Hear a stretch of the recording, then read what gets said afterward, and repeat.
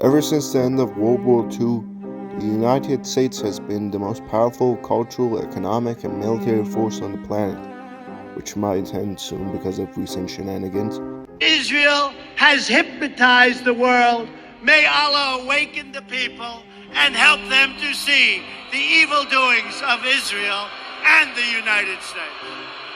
Now, it's quite fashionable for enlightened Europeans and nationalistic third worlders to claim that the United States has no culture.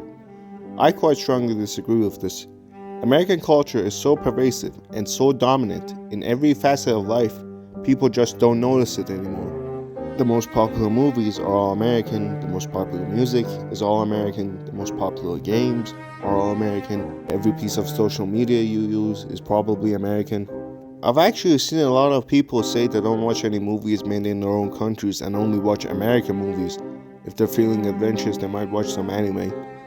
And one can't blame them because in countries without strong government support for national film production like France or South Korea, or recently China, most countries' national output is cheap, inauthentic imitations of American culture without the technical know-how, and sadly this applies to all other areas of culture.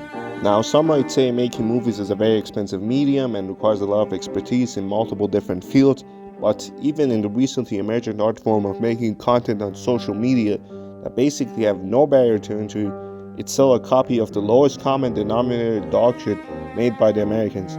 It's even got the same repulsive soy-faced thumbnails, red pointy arrows, and hyper-edited demonic-looking faces.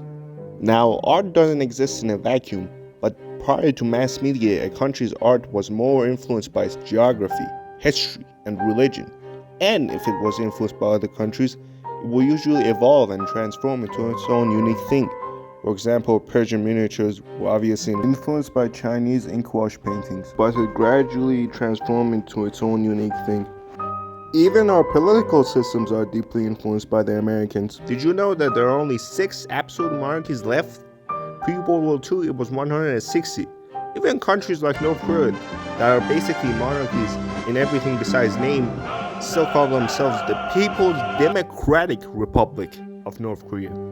The reason many undemocratic countries try to appear democratic with sham elections is because even a fake election legitimizes them and makes them appear like the ideal model of government, which after World War II and especially after the end of the Cold War became the US.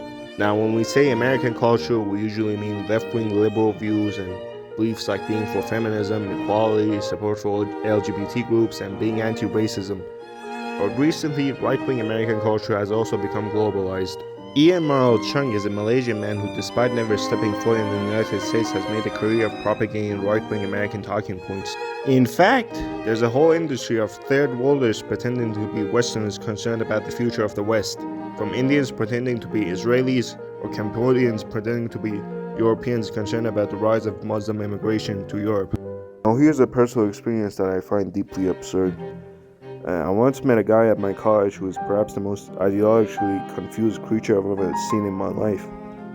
The best way I could describe his beliefs are trans-Islamo-communism. This guy was so enraptured by commie lefty YouTube videos that despite never leaving the country, he almost always spoke in English and constantly talked about the oppression of black people and LGBT issues. What kind of girl are you? Let's just say I'm a special girl. What are you, retarded? Issues that in no way affected his daily life.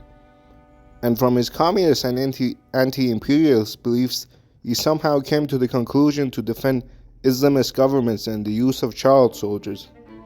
As I said, a very strange creature indeed. I myself don't have much room to judge others in regards to being too Americanized through the internet.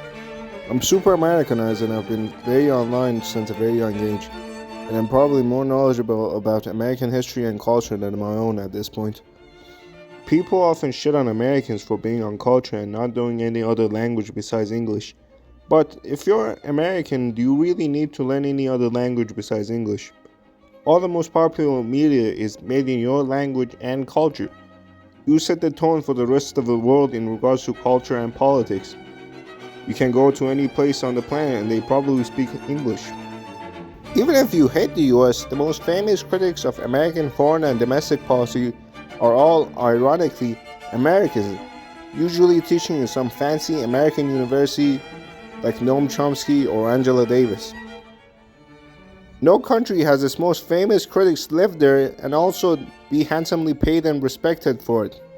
That's why you've got retards like Jackson Hinkle being flown out to all these third world countries whose entire system and ideologies are built around being anti-American, like Yemen or Venezuela, so this guy can give fiery speeches about how American imperialism and Israel are evil.